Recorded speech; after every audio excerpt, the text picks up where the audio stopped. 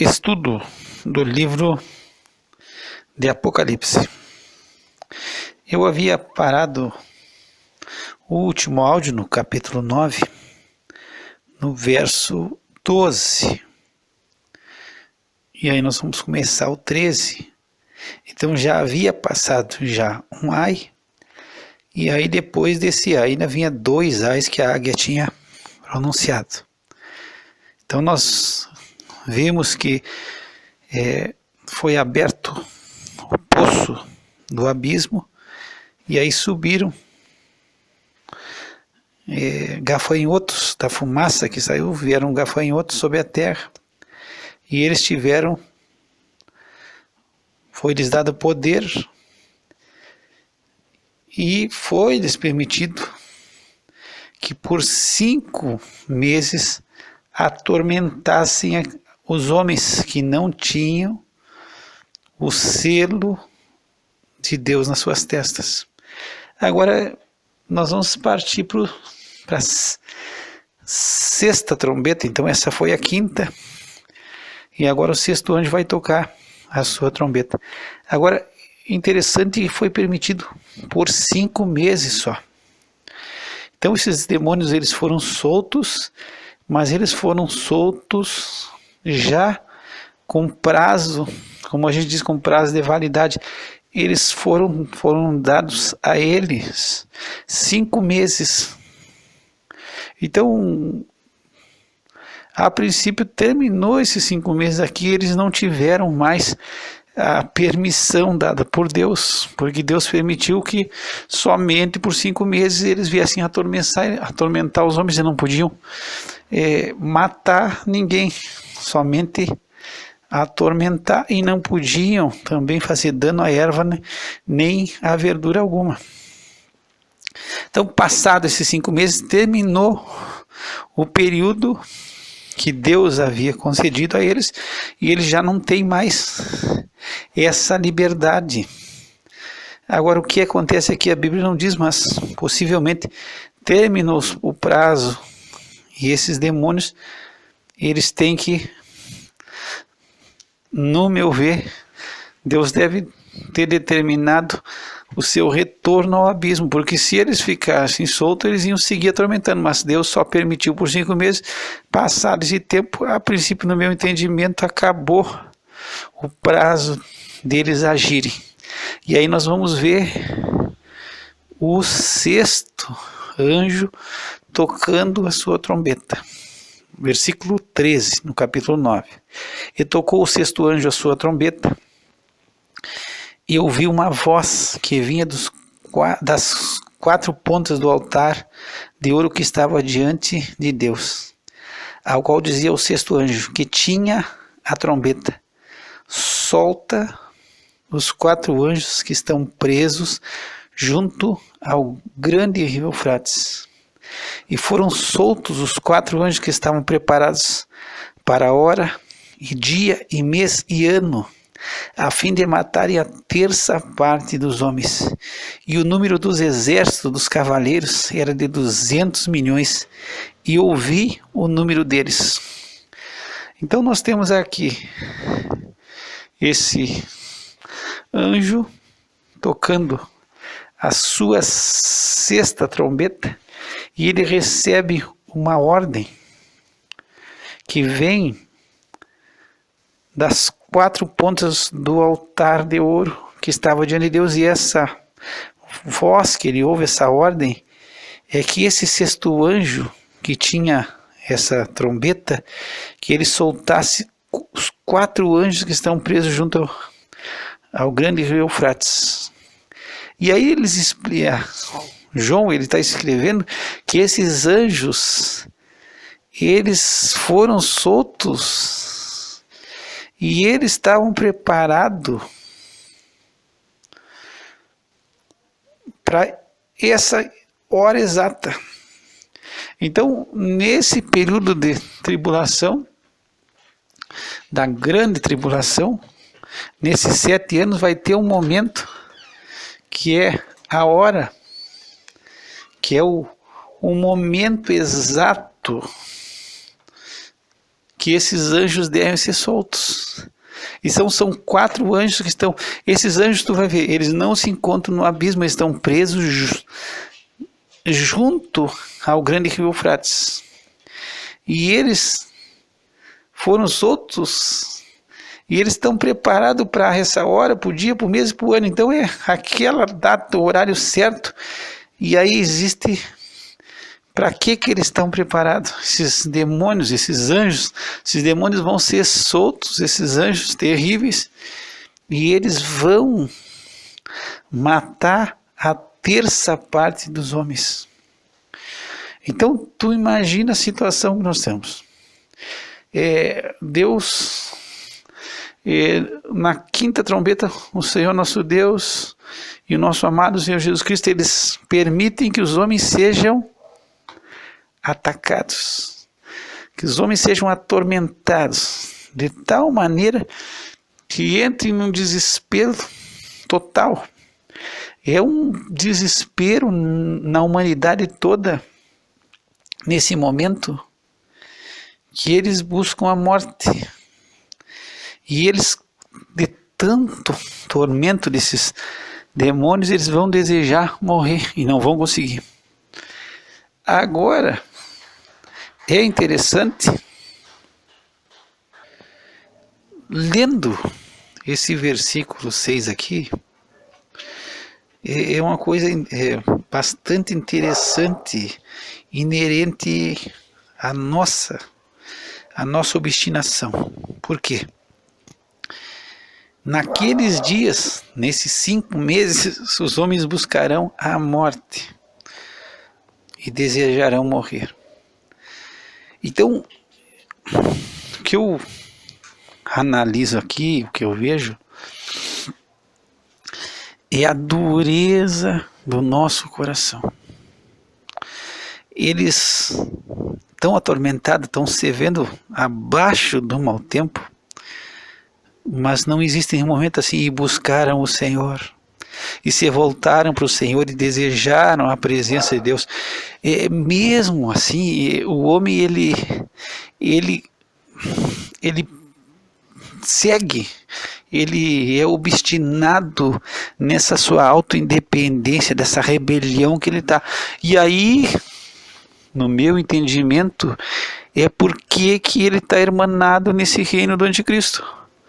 Porque nesse período aqui onde Cristo está reinando, e recebeu, nós vamos ver ali no capítulo 13 depois, ele recebe o trono do dragão, de Satanás, e ele se levanta contra Deus e tudo que se adora. Então a gente vê aqui que existe uma irmandade, uma comunhão de propósito, de rebelião, de não se voltar para Deus, de não se humilhar, de não se quebrantar, de não se arrepender e de não buscar a Deus. Então o que eles estão buscando aqui? Eles estão clamando, buscando e desejando a morte.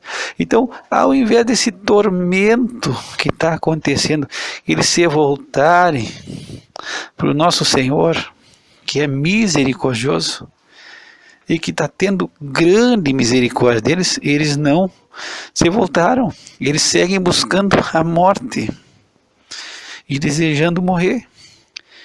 Mas eles não vão alcançar e não vão achar socorro nem abrigo na morte.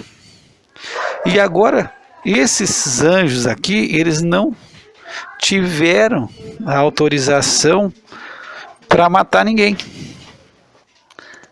Agora, o que esses demônios não puderam fazer e não foi permitido que eles fizessem, esses 4 que vão ser soltos, eles vão ser soltos e eles estão preparados para esse dia. Para quê? E é para matar a terça parte dos homens. Então nós já tivemos quais situações de morte aqui? Nós já tivemos os que morreram nos selos, que a morte veio, que praticamente 25% da população, pela fome, pela peste, pelas doenças, pelos animais, foram mortos. Nós tivemos a fome também. Tivemos fome, tivemos guerra, tivemos peste. E no capítulo 6 você vê que a quarta parte da terra foi dizimada. E aí nós ficamos com 75% dos habitantes, ou até menos. E aí nós temos os salvos. Depois nós temos que morreram pelas águas que ficaram amargas. Os que morreram em todas as catástrofes decorrentes das catástrofes das 4 primeiras trombetas. Então, nós vamos chegar aqui agora mais a 1/3 do que restou 1/3. Então, eu acredito que aqui, vendo o estudo, que praticamente 50% da população existente já foi para o brejo, já. Tira todos os acontecimentos trágicos e aí tu vai ver que já tem muito pouca gente viva em relação, pouca gente em relação ao que nós temos no planeta todo. Então nós vamos chegar a um ponto que nós temos com 50% da população dizimada. Agora, continuam em rebelião, agarrado com o inimigo. Por quê? O diabo, ele se rebelou, ele não se submeteu, ele não quer aceitar a submissão. E cada vez que nós estamos rebelados, nós estamos irmanados com ele. Então aqui nós temos um mundo, uma humanidade irmanada com o anticristo. Então firme com ele, porque não quer se dobrar. Então eles não buscaram a Deus e agora vai ser morto mais 1/3 dos homens. E aqui tem no versículo 16 interessante que diz, João diz assim: o número dos exércitos dos cavaleiros eram 200 milhões. E ele faz questão de dizer, ouviu o número deles. Então, naquela época, se diz que não havia uma população de 200 milhões. Não havia naquela época. Nesse período que João está escrevendo e recebendo o Apocalipse, a revelação de Jesus Cristo. E ele faz questão de dizer que, olha, 200 milhões era só o exército desses cavaleiros que, no meu ver, são demônios. E aí João faz questão de dizer, olha, eu ouvi o número deles, eu não estou inventando, eu não olhei assim e fiz um cálculo por cima. Mas eu escutei quando deu o número desses cavaleiros, e aí são cavaleiros do inferno. São cavaleiros demoníacos. E eles veem que está liderado por esses 4 anjos que estavam presos, e esses 200 milhões, eles vão trabalhar para exterminar 1/3 da população que ainda permanece. No 17, ele diz que João começa a explicar como ele viu os cavalos nessa visão. E aí ele diz que aqueles que estavam sobre esses cavalos, eles tinham couraças de fogo, e de jacinto é um azul, e de enxofre é um amarelado. E aí fala sobre a cabeça dos cavalos. No outro, falava que os cavalos tinham rostos de homens, né? O rosto dos cavalos, eles tinham coroas na cabeça, havia como umas coroas semelhantes ao ouro, e o rosto de homem. Agora esses aqui, a cabeça dos cavalos era como cabeça de leões. E da boca deles sai fogo, fumaça e enxofre. E aí é como se fosse um dragão. Por isso que muitas vezes, quando você vê isso aqui, alguns dizem que João está vendo carros de combate. Na versão humana é tanque de guerra, esses carros dele, que dão tiro porque ele está vendo fumaça, fogo e enxofre. Mas, a princípio aqui, numa interpretação literal, são demônios que têm cabeças de leões. E aí diz que por esses 3 foi morta a 1/3 parte dos homens. Quer dizer, é pelo fogo, a fumaça e o enxofre que saíam das suas bocas. Agora tem interessante no 19 que diz que o poder deles está na sua boca. Bom, por quê? Por que está na sua boca? Porque da boca saía fogo, fumaça e enxofre. Então o poder deles está na sua boca.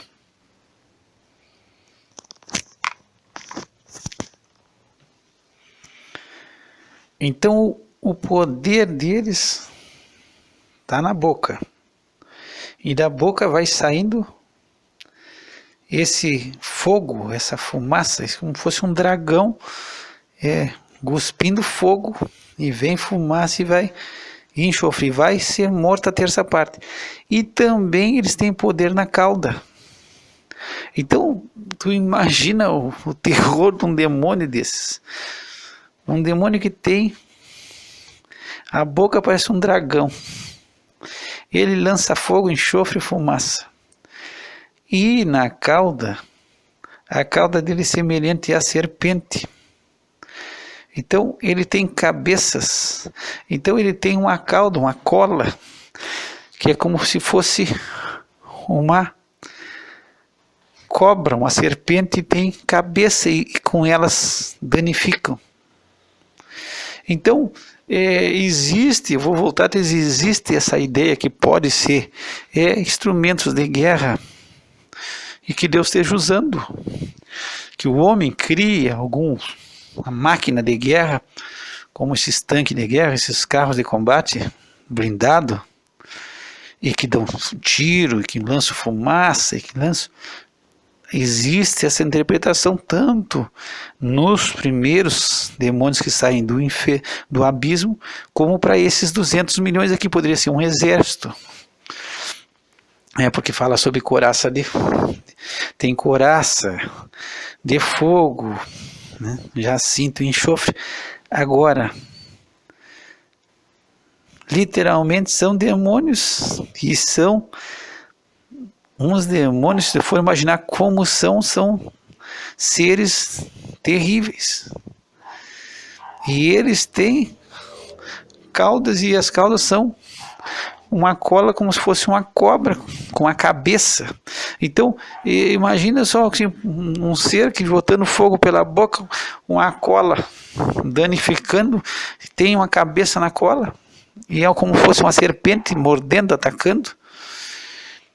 E eles vão exterminar com 1/3 da parte dos homens que ainda continuam vivos. Então, eu tenho frisado isso aí, enquanto aos outros demônios não foi permitido que matasse ninguém e a morte fugiu, não, agora aqui a morte está acompanhando firmemente essa situação. Então, as pessoas estão morrendo. As pessoas estão morrendo, mas no 20 tu vê mais uma curiosidade semelhante ao que aconteceu na 5ª trombeta. Os outros homens que não foram mortos por essas pragas, então o remanescente, vendo todo esse terror, vendo e passando por todo esse desastre, eles se arrependeram, se voltaram para Deus e buscaram o Senhor? Não, eles não se arrependeram das obras das suas mãos. Então, é a obstinação e a rebeldia total, mesmo vendo e sabendo. Nós já vimos alguns áudios que eles sabem que a ira do Cordeiro que se manifestou, e estão fugindo da ira do Cordeiro. Eles sabem que Deus está por trás de tudo isso, eles conhecem que é o Senhor que está desatando a ira do Cordeiro sobre aqueles que não se esconderam no nosso amado Senhor Jesus Cristo, mas eles não se arrependem. Eles estão irmanados numa rebelião e eles não querem deixar de adorar os demônios. Eles querem seguir adorando os demônios mesmo diante dessa situação. E se tu pegar no livro de Jeremias, o povo de Israel também, ele passou por uma obstinação total quando foram aniquilados, em sua grande maioria, pelo reino de Babilônia.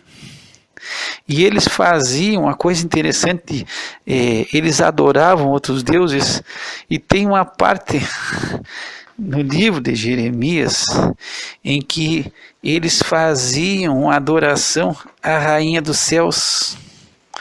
E é bastante interessante porque muitas vezes a gente pensa, hoje se diz hoje sobre Maria, que Maria seria a rainha dos céus. E a gente pensa que isso é algo novo. Não, isso aí é uma coisa antiga. E essa rainha dos céus simplesmente passou para Maria, mas era uma deusa pagã que já existia. Então tem na história que Nimrod ele morre e a sua esposa ela está grávida. E aí ela vai gerar Tamuz. E aí a crença pagã é que Tamuz era a reencarnação de Nimrod, seria um deus. E aí era adorado a mãe com o filho nos braços. E aí como é que chamavam essa mãe com Tamuz nos braços? Era a rainha dos céus. Quando Constantino, ele, entre aspas, ele se converte, a princípio ele se converte, o imperador romano, ele, no ano 300 por aí, depois de Cristo, ele torna todo o império, o cristianismo como religião oficial, e ele obriga as pessoas a se converter na marra, porque a religião se torna, a igreja romana se torna oficial, e aí a igreja se perde. Por quê? Porque aí vem todos os outros povos que têm que se obrigar a se converter, e aí eles transformaram seus ídolos em ídolos católicos. E aí a rainha do céu que já existia, quando falou, não, aqui é Maria e Jesus, antes era a mãe de Tamuz, que era Semiríades, e Tamuz no braço, agora virou Maria com Jesus, e aí é a rainha dos céus, e aí segue a adoração normal. E tu encontra em Jeremias 44, tu vai achar essa adoração, e diz assim, no 17, Jeremias 44, 17, mas certamente cumpriremos toda a palavra que saiu da nossa boca, queimando incenso à rainha dos céus e oferecendo-lhe libações, como nós e nossos pais, nossos reis, nossos príncipes, temos feito nas cidades de Judá e nas ruas de Jerusalém. E então tínhamos fartura de pão e andávamos alegres, e não víamos mal algum, mas desde que cessamos de queimar incenso à rainha dos céus e de lhe oferecer libações, tivemos falta de tudo e fomos consumidos pela espada e pela fome. Agora, o povo de Israel estava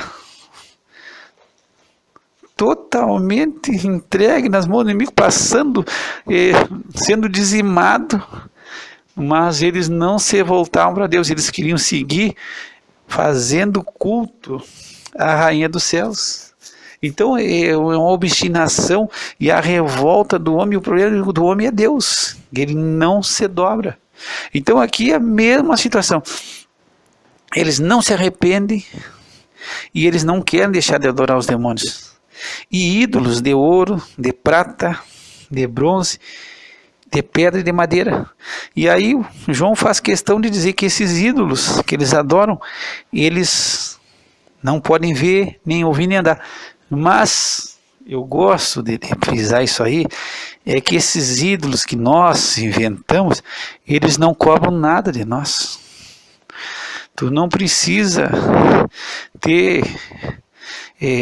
eles não vão te julgar, eles não vão te trazer a juízo, tu cria e tu serve a eles do jeito que tu quer servir, tu faz do jeito que tu quer, e eles vão só ali, estão ali na ideia que estão para te ajudar e para te abençoar. Isso aí é a mesma coisa que os guias, os espíritos que estão ministrando, estão só para ajudar. Então, e aí as pessoas gostam disso aí. Agora aqui, tu vai ver que os guias aqui mostraram a sua face, eles deixaram de enrolar, e aqui eles se apresentaram como eles são, os demônios.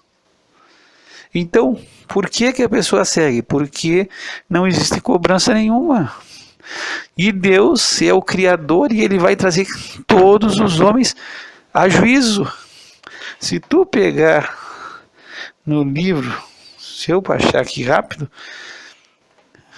eu vou achar, acho que em Romanos, que nós todos vamos ter que comparecer ante o tribunal de Cristo. Paulo diz que todos vão ter que dar conta de si mesmo. Todos nós vamos ter que dar conta de nós. Cada um vai ter que dar conta de si mesmo. Pega Romanos 14:12, diz: de maneira que cada um de nós dará conta de si mesmo a Deus. Então, não tem como fugir do juízo de Deus. O nosso Senhor Jesus Cristo, nosso amado Senhor Jesus Cristo, ele recebeu do Pai o poder para julgar os vivos e os mortos, e todo mundo vai ter que comparecer e vai ser julgado e vai ter que dar conta de si mesmo a Deus. Então, esse é o problema do homem. Se tu criar esses demônios, esses ídolos aí, tu pode fazer o que tu quiser, e eles não vão te dizer nada. Eles não te condenam, eles estão ali para te ajudar. E Deus não, Deus está para cobrar. E Ele não está só para ajudar, Ele está para cobrar e para exigir. E Deus não é do nosso jeito, é do jeito de Deus, Ele já determinou. E esses ídolos, tu coloca um ídolo na tua casa, tu serve ele do jeito que tu quiser. Não, vou botar aqui uma velinha, vou botar vou queimar um incenso, vou fazer. Ele está agradado. Agora Deus não é assim, Deus é do jeito dele. E Ele vem em secreto, Ele recompensa em público. Então, não se aceita servir a um Deus assim.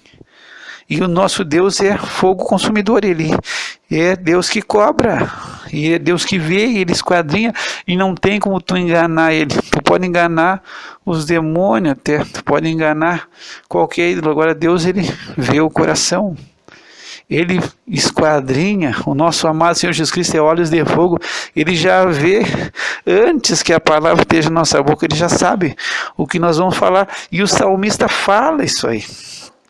Quando ele fala das maravilhas de Deus, o salmista ele começa a contar. Se tu pegar o Salmo 139, ele diz: Senhor, tu me sondaste e me conheces, e tu sabes o meu assentar, o meu levantar, de longe entendes o meu pensamento.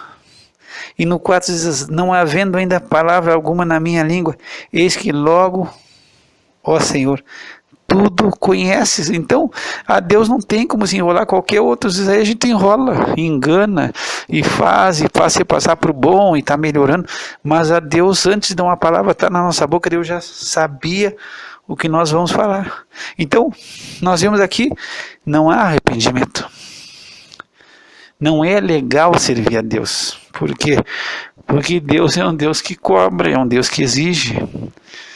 E a gente não quer ser exigido de nada, a gente quer servir, a gente quer seguir o nosso código normal de ética.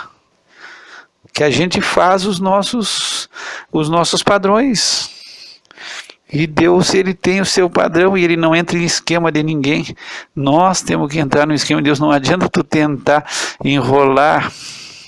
Esses dias eu vou trazer rapidinho essa situação. Existem alguns países ainda no mundo, eu acho que na Inglaterra, quem sabe também na Espanha, que eu me lembro assim de cabeça, que são monarquias parlamentaristas. Então, tem um rei, e o povo ama o rei, o povo, o rei, e se alegra que tem um rei. Mas é um rei que não manda nada, que não tem poder nenhum. Ele só assina e só dá o consentimento, mas ele não reina na verdade.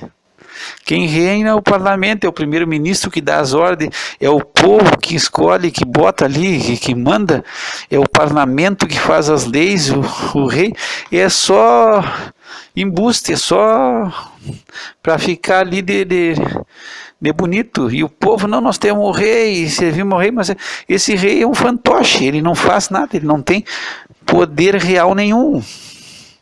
É um parlamento que comanda o país, é o primeiro-ministro que comanda o país, mas tem um rei lá que está falando, e o povo diz: não, nosso rei, devemos obediência ao rei, mas é tudo só de boca, porque o rei não manda nada, o rei não tem poder nenhum. É o parlamento e o povo que escolhe.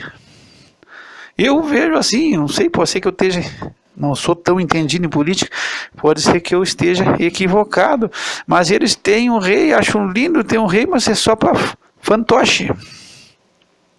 O rei não toma as decisões dos rumos que o país tem que tomar. E o pessoal que acha que tem muitos que dizem que tem um rei, que tem um Senhor Jesus Cristo, mas é como se fosse esse parlamento. Não é. Eu tenho o rei, amo Jesus, eu vou na igreja, Jesus maravilhoso, mas é o parlamento que faz o que dá na cabeça, e o que os homens desejam ele faz. Agora quando eu falo, não, Jesus, eu amo Jesus, eu tenho um rei, ele é o nosso rei, como esse esposo faz, não, nosso rei, mas não manda nada na nossa vida. Então, muitas vezes, quem sabe, estou vivendo com Jesus assim, nós temos o rei Jesus, nosso rei, eu amo a Jesus, mas eu faço o que eu quero. Eu faço o que eu quero, eu não obedeço nada. E a gente pensa que Jesus vai aceitar essa posição na nossa vida assim, de bobo, de fantoche, que eu digo que sirvo ele, mas eu faço o que eu quero, faço o que eu quero, a palavra dele para mim não tem valor nenhum.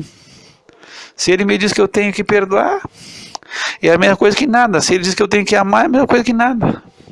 Se ele diz que eu tenho que ser igual a ele, é a mesma coisa que nada. Mas então é uma coisa assim. Muitas vezes o nosso relacionamento com Deus e que a humanidade, o que o homem quer ter com Jesus é desse jeito. Só que ele é rei, e ele vai vir para reinar, e ele vai quebrar as nações com um vara de ferro. Aí nós estamos vendo a ira do Cordeiro, só que eu espero que Jesus seja o teu Senhor, e que a cada manhã tu te apresentes assim, Senhor, qual é as tuas ordens para esse dia? Eu sou teu servo.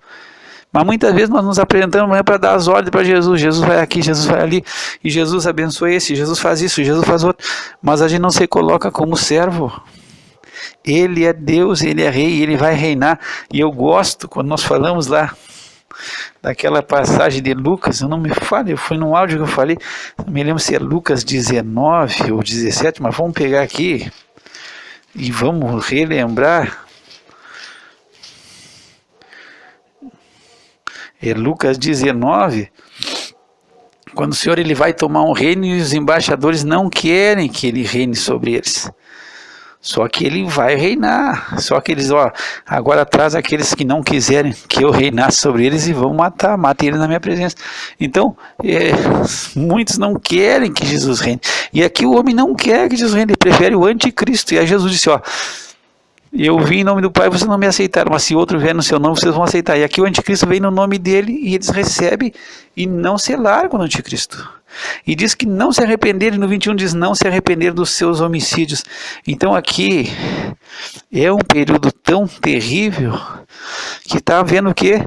Assassinato, homicídio de balde também. E nem das suas feitiçarias. Então o homem continua, e aqui feitiçarias entra muita coisa, entra ocultismo, entra magia negra, entra adivinhação, entra tudo que é de ocultismo, mandinga, entra coisas também que a palavra tem, algumas vezes a palavra feitiçaria ela vai entrar como, eu não me lembro bem se é farmacopeia, farmaqueia, alguma coisa assim, mas que até vai entrar parte de droga. Eu vou depois pesquisar porque vai aparecer de novo essa palavra feitiçaria. E ela tem alguma coisa a ver também sobre a utilização de droga, de se drogar, de entrar em transe. E aqui vai entrar consulta a mortos, a demônios, a espíritos guias, ao meu guia, ao Exu, ao não sei o que. Então eles não se arrependem. E fornicação, quer dizer, viver de qualquer jeito, quer dizer, não tem, a Bíblia diz digno de honra, seja um matrimônio, um leito sem mácula, mas o homem quer viver de qualquer maneira e fornicando, quer dizer, sem ter compromisso com ninguém. E Deus, se tu pegar depois, quiser marcar Hebreus 13, no 4, Deus quer venerar o quê? O matrimônio em um leito sem mácula, quer dizer, um pacto, um compromisso. E ninguém quer ser fiel a um compromisso. E esse pacto que nós fizemos no matrimônio é um pacto com Deus. Não é nem com a esposa, é um pacto com o nosso Deus. Então, o matrimônio tem que ser venerado, o leito sem mácula. Mas aí tu pega em Hebreus, porém, os fornicadores e adúlteros, Deus os julgará. Então quem vive fornicação e adúltero, Deus vai julgar. Porque Deus quer um matrimônio sem mácula, sem mancha. E eles não se arrependeram das fornicações. E nem dos seus furtos. Então, o que Deus nos chama e nos dá tempo é para nos arrependermos. E nós terminamos aqui o capítulo 9. Teve alguns momentos que eu tive que parar o áudio, por algumas situações aqui, eu tive que ver alguma situação aqui. Pode ser que alguma coisa não fique bem conectada um assunto no outro, porque como eu demorei para iniciar, eu me esqueci do que eu tinha falado anteriormente, embora que eu soubesse o assunto. Aí eu retomei o assunto meio assim, meio na cara e na coragem. Então, se alguma coisinha não ficou bem conectado, me perdoa, porque não deu e eu não ia reiniciar, porque o áudio já estava tocando já. Então, eu peço que Deus te abençoe. O que Deus espera de nós, que nós vamos nos arrepender, nos converter. E que Deus tem dado tempo para nós nos arrependermos. Muitas vezes nós achamos que Deus está dando tempo porque Deus não está vendo, não. Muitas vezes o juízo não se executa logo. E aí o coração dos homens está totalmente disposto a fazer o mal, como está escrito em Eclesiastes 8:11, escrito por Salomão. Mas Deus, ele não executa logo o juízo porque ele nos dá tempo para nos arrependermos.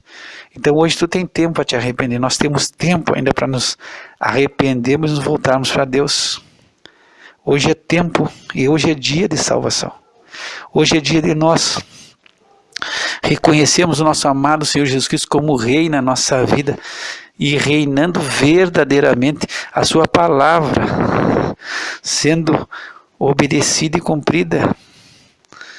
E não simplesmente servir a Deus como se fosse até morrer, mas ninguém obedece, ninguém está dando bola, como se o nosso rei fosse um bobo, e ele não é bobo. Pode ter certeza que isso aí tu pode dizer que bobo ele não é, mas que tu possa voltar com todo o teu coração ao nosso amado Senhor Jesus Cristo, porque Ele é abrigo seguro, Ele é o nosso refúgio e a nossa fortaleza. Pai, nós te damos graça pela Tua palavra e que nós possamos de todo o nosso coração nos arrepender de todo o pecado e todo o mal e nos voltarmos para Ti. As Tuas misericórdias são as razões de nós não sermos consumidos. Nós achamos, Senhor, que as misericórdias no final são que Tu não está vendo, que Tu não está dando importância, mas, Senhor, Tu é um Deus que ama a misericórdia. E a Tua misericórdia tem se manifestado aqui nesse capítulo 9. Mas mesmo assim, Senhor, o homem continua na sua rebeldia. E agarrado, irmanado com Satanás, com o anticristo. Mas que nós possamos nos voltar para Ti e nos submeter totalmente a Ti e a Tua palavra, através do nosso amado Senhor Jesus Cristo. Que o Senhor te abençoe e te guarde, que o Senhor faça resplandecer sobre Ti o seu rosto, tenha misericórdia, que o Senhor levante seu rosto sobre Ti e te dê a paz. Graça e paz da paz de Deus nosso Pai e do Senhor Jesus Cristo.